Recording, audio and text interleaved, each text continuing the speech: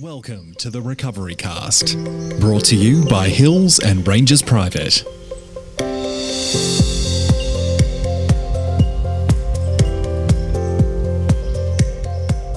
Hello again, welcome back to the Recovery Cast, brought to you by Hills and Rangers. My name's Oliver and I'm an addict. And today on the line we have my friend and recovery peer Alexis. Say hi. Hi. Thanks for having me. An absolute pleasure.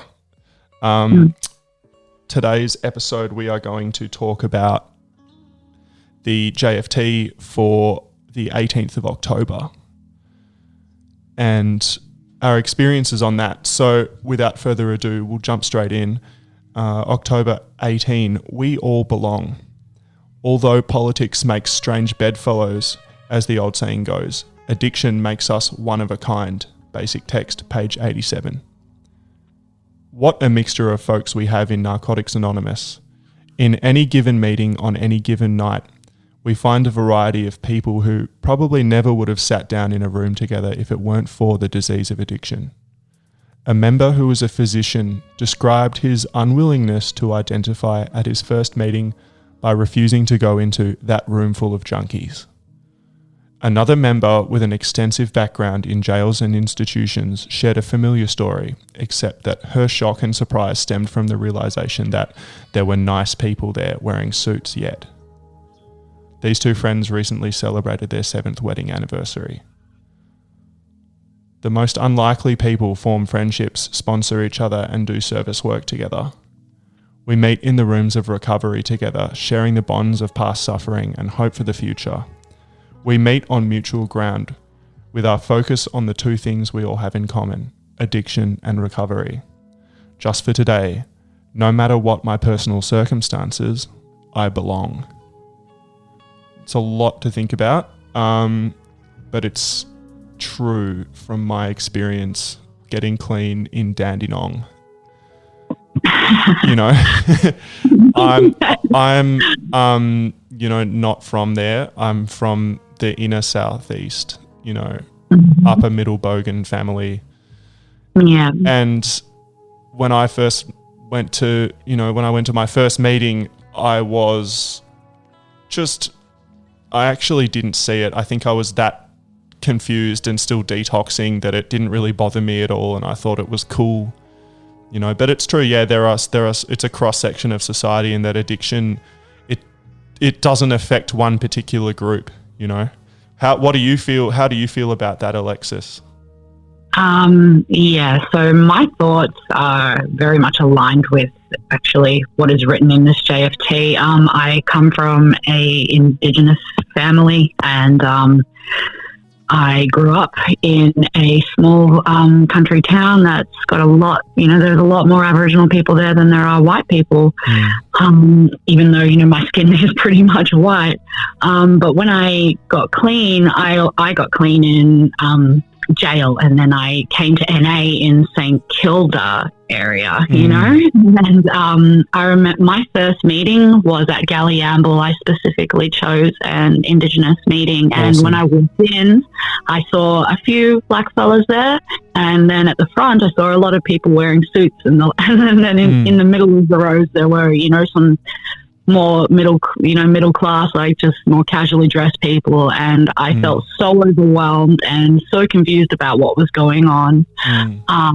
But I felt really safe because I knew that I was in a place where, like they played the didgeridoo at the end of the meeting. Like, and that was amazing for me. I felt connected. I felt connected not only to country and my culture, but also like that I had found a place where I might be able to get clean respectively, Yeah, and I absolutely love that meeting as well.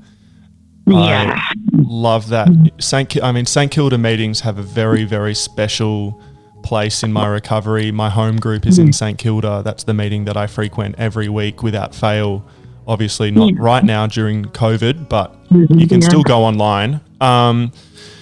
Galliamble's a fantastic meeting. And that's so true that there is a big cross section, and for me it was actually an opportunity to experience different facets of life, of all the different kinds of people, and our Indigenous friends and all that stuff. Like that's been a growing experience for me to see the other side of just people's experiences and what people's realities are in the world. And that's no different from going to another meeting where there's a lot of, like meetings in Paran perhaps, where there's a lot of really bright white sneakers and fancy clothes, or going to Dandenong and there's a lot of people from working class backgrounds. And I learned from everybody because they all share the same message, and that is I used drugs and I couldn't stop, and I need help and I have to come here, and we all support each other and we all help each other. And that's it, is that getting to know you recently, Alexis, is that, you've helped me in that as well. And thank you. That's what we do in NA, and that's just the most sacred thing for me. That's just so much. That just pretty much sums it up, is that in these 12-step fellowships we come from all walks of life.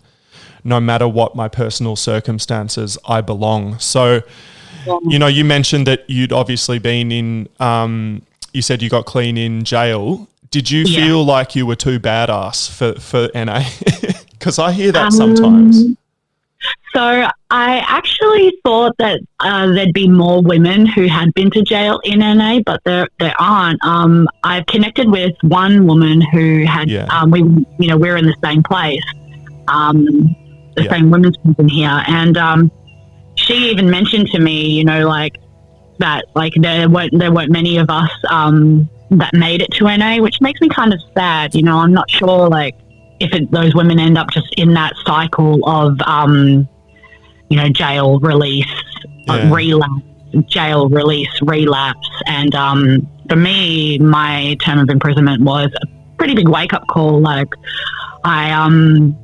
thought I could get away with everything, and I had gotten away with things for quite some time. And when it all caught up to me, there was just nothing I could do, except for just surrender to it and just go along with it, and when I got out, I just thought there'd be a lot more representation. So now that I'm further along in my recovery, and I'm at a point where I'm able to give back to the fellowship, what's become really important to me is being able to connect with women who have come out of jail and who are still in jail. So I recently did a H&I at a prison in Sydney, a psychiatric prison in Sydney, actually. Wow. And that was phenomenal. That was unreal. So I was really grateful to be able to do that, and I hope to continue to be able to do it. So we'll see what the future holds. If I could go back to a point that we were talking about how we all belong, something that come up for me.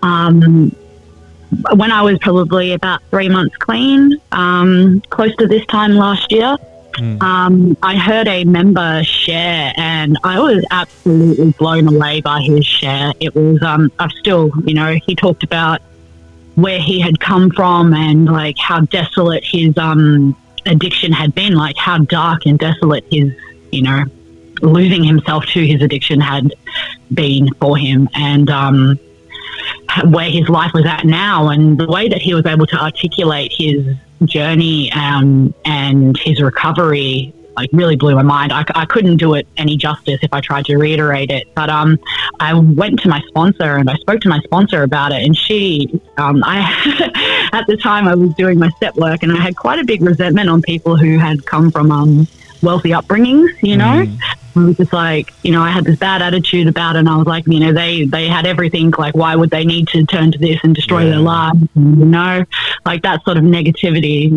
and she was like, he comes from a very wealthy upbringing and all this stuff, and I was just blown away by it. I couldn't believe that I could relate to somebody who had that lifestyle, something which, I felt very jaded over, and that was a huge turning point for me, and that was where I started to really see,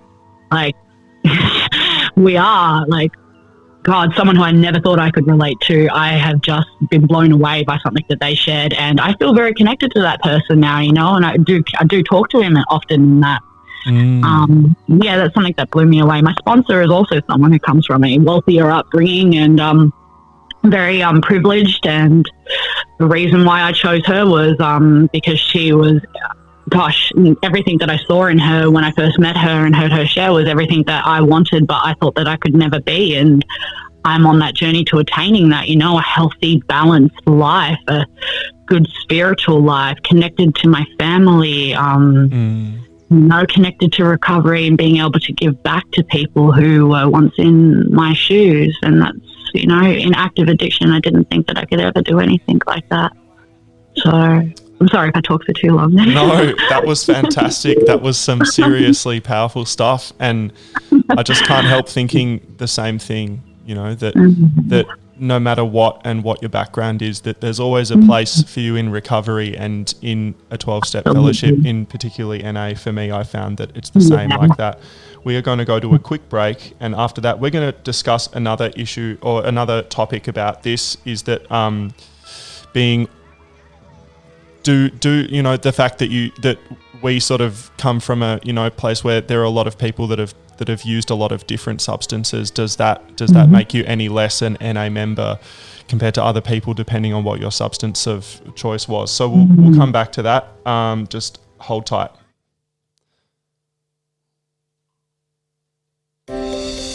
You're listening to the Recovery Cast, brought to you by Hills and Rangers Private. Like what you hear? Then visit us at www.rehab.melbourne for more shows. Thanks again to Hills and Rangers Private. We were talking about, Alexis, the issue and the things that I hear from people who are pretty fresh in recovery. I'm often asked, what drug did you use, or what was your poison?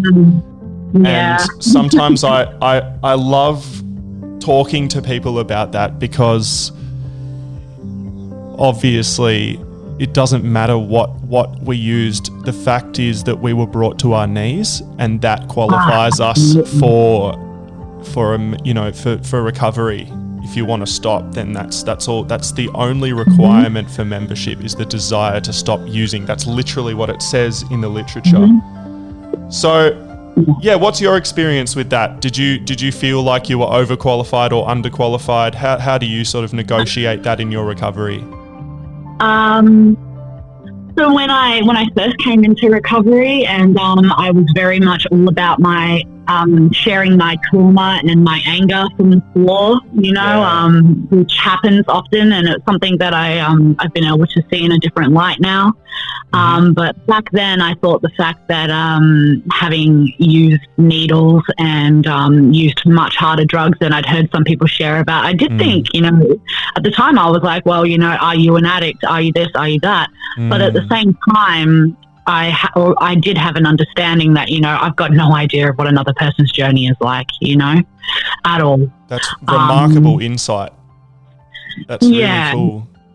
But don't get me wrong, I'll always be honest about, I did have some of those judgments at first, and I've always been kind of a person who got off on shock value and sharing about how I used to use needles and that sort of thing. And I'm much more respectful and mindful nowadays. And I do see I can see the ways that prescription pills have destroyed a lot of people's lives. Alcohol, just the same, and just because I didn't really, so much use those things or have a problem with those things doesn't make a difference. Like you said, the substance is a substance, and if it brings you to your knees, it brings you to your knees. Yeah. God. Online shopping has pretty much been bringing me to my knees in the pandemic, so I probably need a program with that as well. Yeah, it's totally that's it. Is what's the just for today bit is, no matter what my personal circumstances, I belong. It just comes back to that all the time. My reality is that I didn't use, shall we say, the hard drugs. I used the soft drugs, TM. And I can tell you that I was, that my addiction brought me to shutting myself in the shed at the bottom of the garden to use all day, every day. And and also, doing some petty crime to support my habit, and doing disgraceful things, doing things that the normal Oliver would never have done, Yeah. Yeah, that's something I've learned, like hearing stories like that and hearing, people's journeys over the last year and a half of my, of my own recovery, has what's really given me that sort of perspective to be like, okay, in active addiction, I'd be like, oh, you only do this? Like, have you ever tried this? Like, this is so good, or this is that. And now it's just like, no way. No. Like, I've got no idea anyone. I often don't actually ask what, it doesn't concern me anymore. It seems to be, it's just unimportant. And, Absolutely. there's the one thing that people come up with as well is, if you only you only used alcohol, does that mean NA is for you? Oh, what?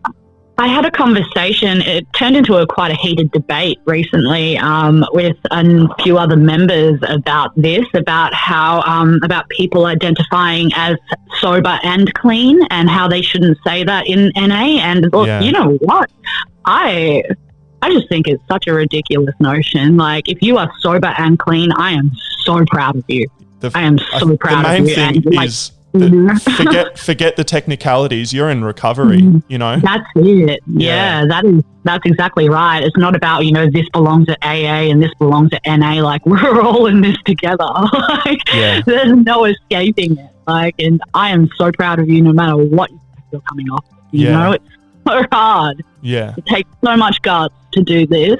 So, I just don't ever want to take that away from anyone. Yeah. And the main thing is that people will find what works for them. And if something doesn't work, try again or try something different and keep doing it and never give up until you find your tribe or until you find something that works. I'm not here to cram the 12 steps down people's throat. I'm here to talk about recovery and my experience. What's your experience? That's what I'm interested, that it just opens up this dialogue. And you know what? I've actually found that through creating these podcasts, it's almost like I'm doing a meeting every time I do this. So, look, that's fantastic. We've had possibly, my favorite episode yet, just talking about this stuff. So I'd like to, thank you very much, Alexis. Thank you for having me. I really appreciate the time. Absolute pleasure. So, thanks for tuning in to the Recovery Cast. We hope you enjoy that episode. We are doing a new episode every day, so tune into the next one. See you next time and have a great day. Thank you for listening to the Recovery Cast. For more, visit us at www.rehab.melbourne.